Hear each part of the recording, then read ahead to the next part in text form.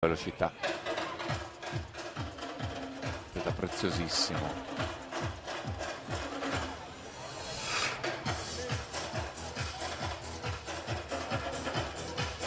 Rosolino, che ha dato dimostrazione di grande energia, grande forza, ha confermato ancora una volta quel carattere che portò molti anni fa una nazionale intera a offrirgli come regalo di compleanno un osso e una maglietta, in virtù del soprannome che poi diventò il suo costantemente, cioè il Cagnaccio.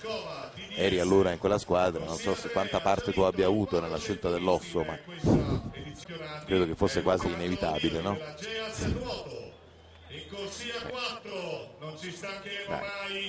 E lui era matricola a 18 anni, bisogna un po' sdrammatizzare. Sì, anche se la vera matricola la pagò a Siviglia in un modo forse anche troppo pesante. Damiano Lestingi, il dorsista, guarda come carico. Sì, anche per lui una rana a zoppa, di fatto nei 200 misti, chiuso tra il campione olimpico Massimiliano Rosolino in corsia 4 e il primatista attuale Alessio Boggiato in 6. Lestingi cercherà di trarre vantaggio dalle prime due frazioni. E poi Dioli, insomma, da non sottovalutare. Assolutamente no, che 2-0-1-0-5, come ricorda avete già notato. Vanni Mangoni, che oggi qui è parso in forma imperfetta, diciamo, però inferiore rispetto agli altri. Problema fisico serio per lui quest'autunno, operato d'urgenza negli Stati Uniti, cui preparazione lontana dal miglior stato per Vanni.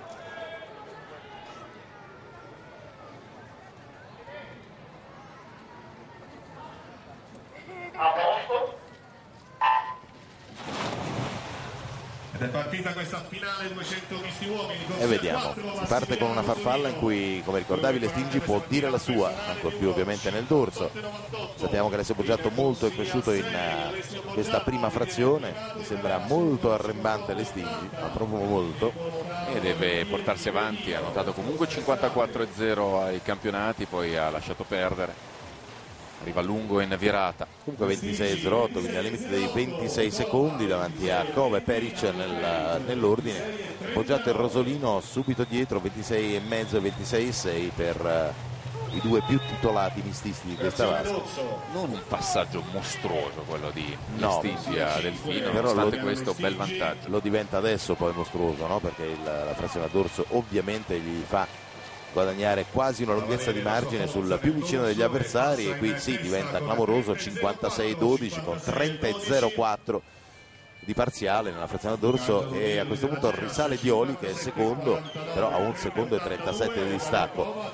Boggiato e Rosolino ancora dietro.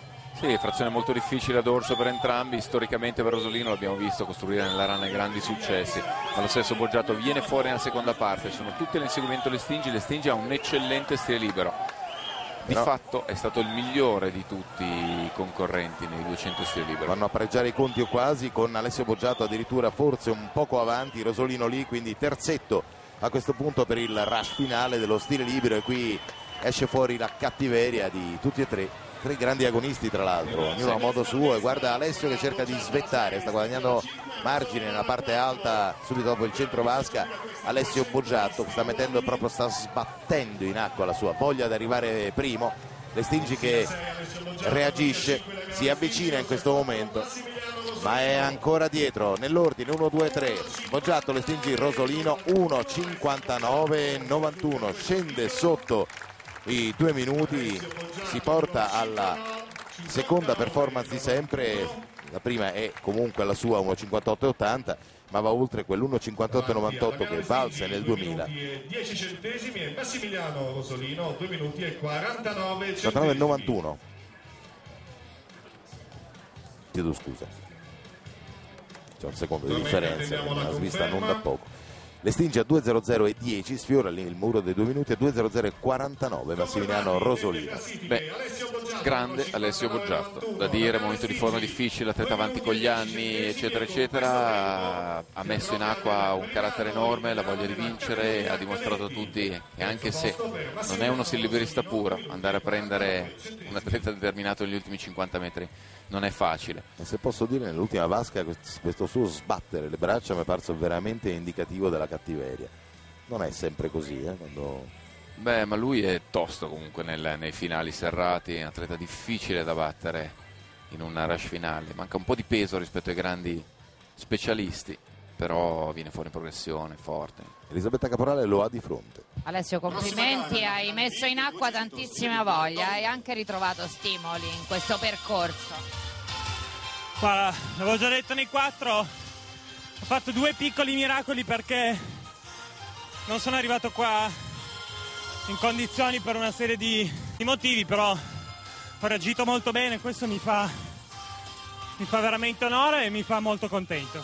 Aspetta, è proprio questo che si è visto, soprattutto tantissima voglia. Ho sentito. È proprio questo che si è visto, tanta voglia di toccare per primo, tanta voglia di stare davanti, nonostante il fatto che tu dici non stai al momento migliore. Avere un atteggiamento competitivo è la base, perché sennò venivo qua praticamente a malfigurare. Anni fa con dei risultati in allenamento così non deludenti, però molto molto bassi, molto molto modesti, non so se sarei venuto a fare le gare, invece insomma ho deciso di partecipare comunque e di tenere alto l'onore mio e della società. Grazie.